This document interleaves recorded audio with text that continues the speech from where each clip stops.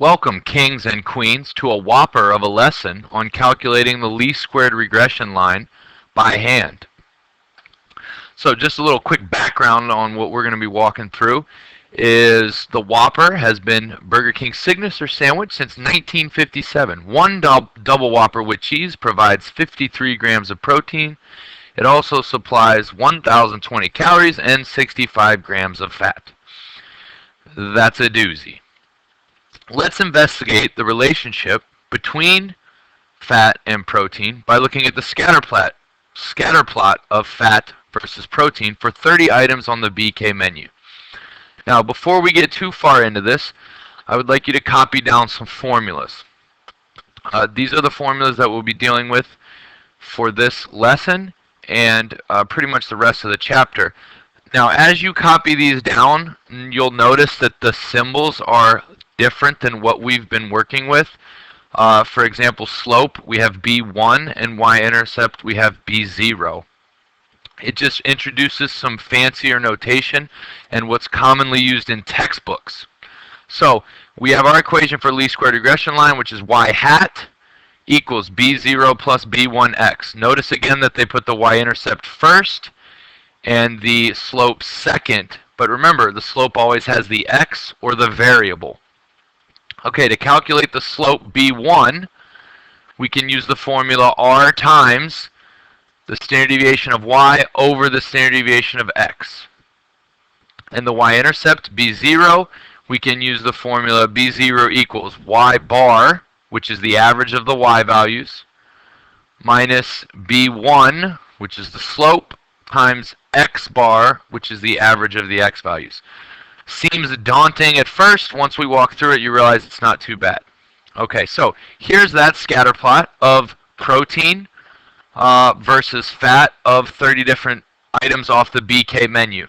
Now, just a quick review. If asked to interpret this scatter plot or discuss this, remember we want to talk about form, direction, and strength.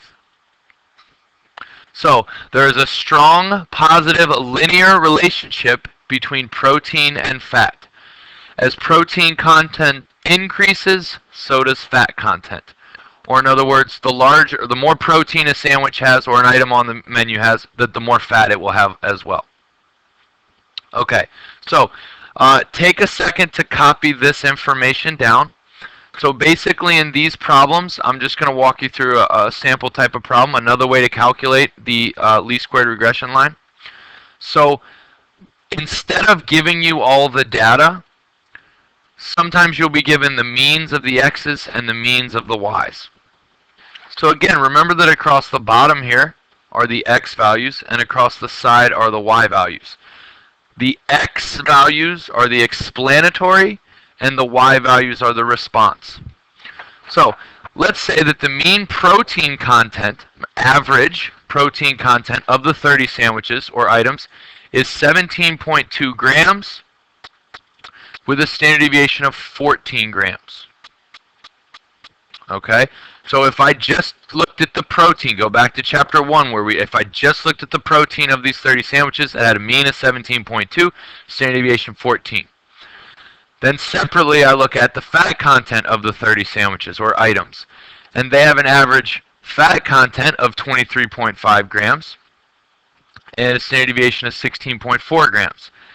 The correlation between protein content and fat content is R equals 0.3, which again shows that strong positive relationship. So those are the 5 things I need basically to calculate the least squared regression line.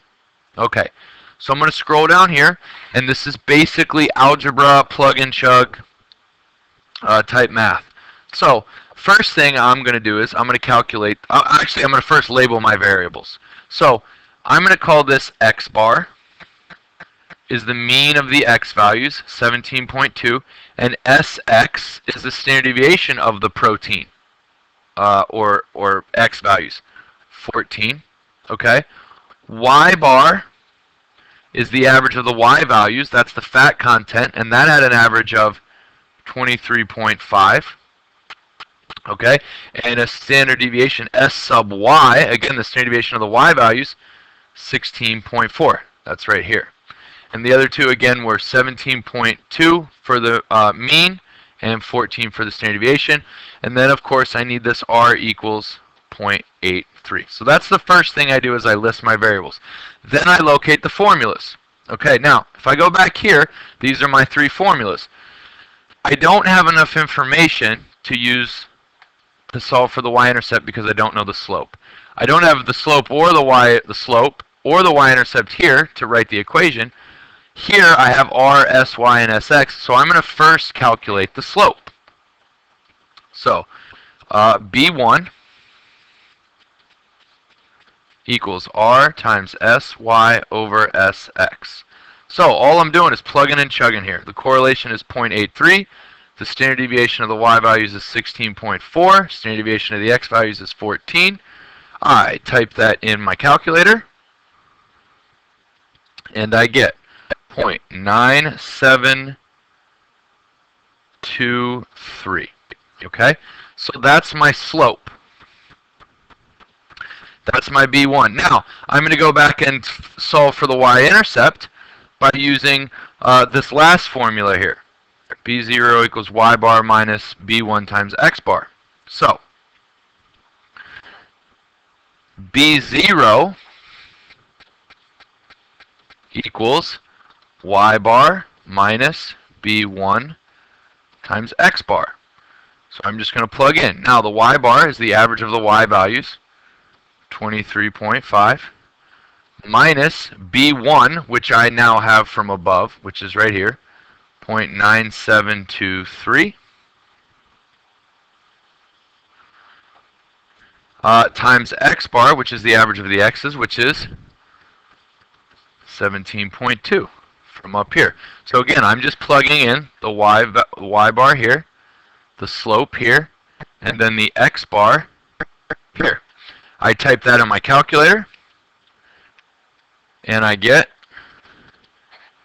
6.78. Okay? And that is my y-intercept. Now, normally on slopes, you can go to 2 decimal places. On this one, I went to 4 because it was less than 1. So, using my last formula, the top one, I'm going to be able to write the equation of the line. Y hat equals B0 plus B1x. Okay, so y hat equals B0 plus B1x. And again, I'm just plugging in. B0, I just calculated, 6.78. Okay, plus B1, which is positive, 0.9723 times x. And that's my equation of the line. Now remember that I told you that you could write it the other way as well. 9723x plus 6.78. That kind of goes with the y equal mx plus b look. Now, numbers are not enough. Okay? So we take it one step further.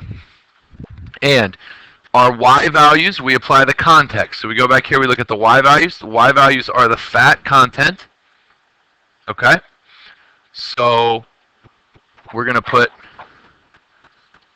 fat hat, remember predicted fat, equals 0.9723x, but instead of x, we're going to use protein content, plus 6.78. And remember that you can switch the order of those in the textbook. You'll see the y-intercept first. I prefer to put the x and slope first because it goes with what you've learned in the past. Okay, now a friendly reminder of interpretation of the slope.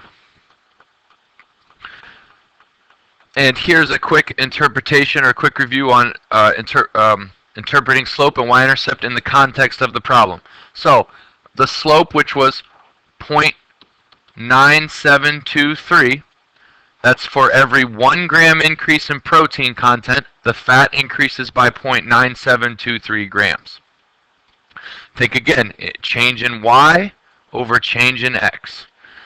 The y-intercept, when the x value is 0, Okay, so a sandwich with 0 grams of protein would have 6.78 grams of fat. Okay, and keep in mind that that doesn't always make sense. Sometimes you can't have 0 as a value, but that's how you interpret it in the context of the problem. Okay, one last thing, quick review. Calculate the residual for the double Whopper with cheese. It has 53 grams of protein and 65 grams of fat. So, if I look at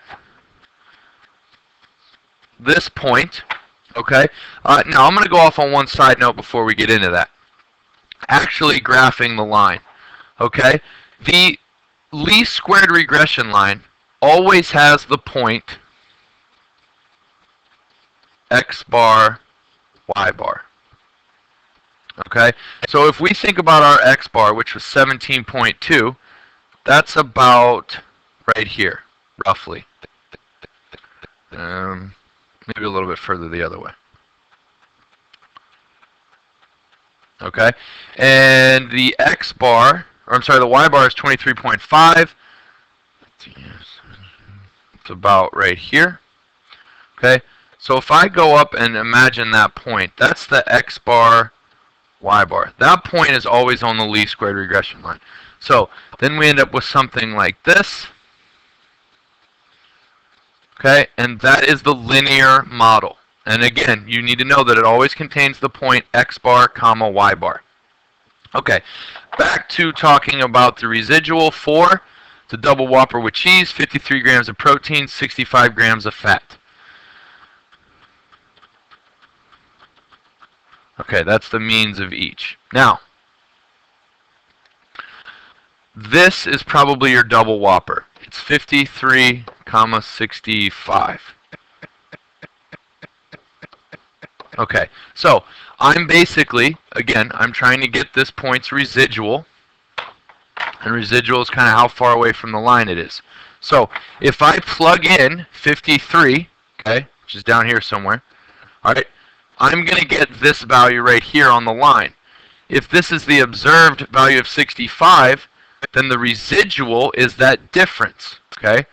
Remember, the residual wrap, actual minus predicted, okay? Residual wrap, actual minus predicted, or y minus y hat. Well, I've got the y value, 65. I need the y hat. So the y hat is, again, going to be 6.78, or whoops, let's put the slope first, 0.9723 plus, yikes, x, plus 6.78. Let me just double check that very quickly. Okay. So I'm going to plug in 53, which is my x value. And that's going to give me, according to my linear model, what I would predict the fat content for a sandwich that had 53 grams of fat would be 58.31. Okay, my actual was 65 minus 58.31, which gives me 6.69. And that's my residual. So on the graph, that y minus y hat, that distance right there is 6.69.